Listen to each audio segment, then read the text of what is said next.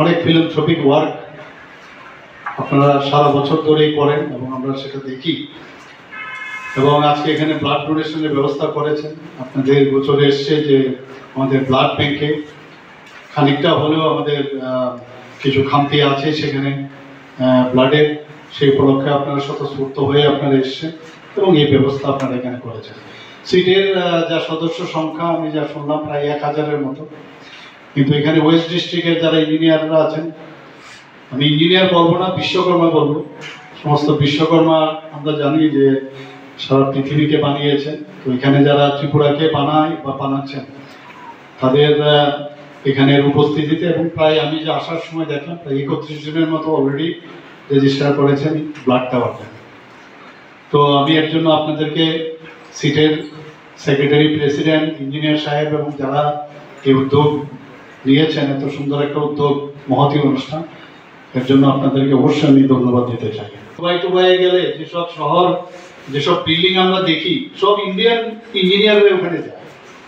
তো আমাদের ভারতবর্ষের ইঞ্জিনিয়াররা, ত্রিপুরারও অনেক জানাশোনা জানা আছে, ওখানে ওরা যায়, বিদেশে গিয়ে বড় বড় সুন্দর জিনিস বানাচ্ছে, ত্রিপুরাতে বা ভারতবর্ষে কেন হবে, হচ্ছে। এবং সেটা প্রধানমন্ত্রীজিও খুব বেশি করে জোর দিয়েছেন। আমাদের এখানে মানে ট্যালেন্টের কিন্তু অভাব নেই, দাবি দেওয়া থাকবে। আমি অ্যাসোসিয়েশন করেছি বহুবার, মন্ত্রীকে সামনে বসে আমাদের যিনি সেক্রেটারি মহোদয় আছেন, জেনারেল সেক্রেটারি, উনি একটা পেশ করেন যে এই দাবি, যাদের মেম্বাররা আছেন তাদের হাততালি পাওয়ার জন্য, খুশি করার জন্য বলতে হয় যে দেখলে যে মুখ্যমন্ত্রী বা যে পিডব্লিউডি মিনিস্টারের সামনে খুব বলে এসছি এবং উনি নজরে দিয়েছেন। এইগুলো আমরা করতে চাই না, আমরা চাই যে সবসময় যেন যে সমস্যা হবে সমস্যাগুলো নিয়ে আপনারা আসেনও এবং আমরা এইগুলোর দিকে আমরা নজরও দিই। এবং আমরা চাই যে ত্রিপুরাতে, আমি বারবার খুব জোর দিচ্ছি যে বেশি সময় কিন্তু নেই, দেখতে দেখতে আর 3.5 বছর, 4 বছর এমনি চলে যাবে। তো আমার একটা সবসময় একটা তাড়াহুড়ো থাকে যে যেভাবে হোক মানে কাজটা যেন কবে হবে, কবে শেষ হবে, তো সেইভাবে আমার চেষ্টা আছে।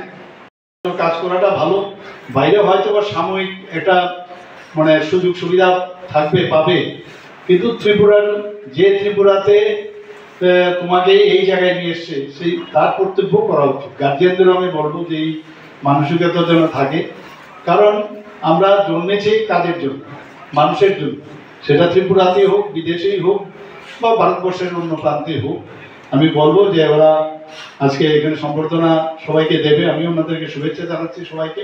কিন্তু এই কথাটা যেন এখন থেকে দেশ এবং আমার রাজ্যের প্রতি আমার যে দায়িত্ব, সেটা যেন আমরা করি।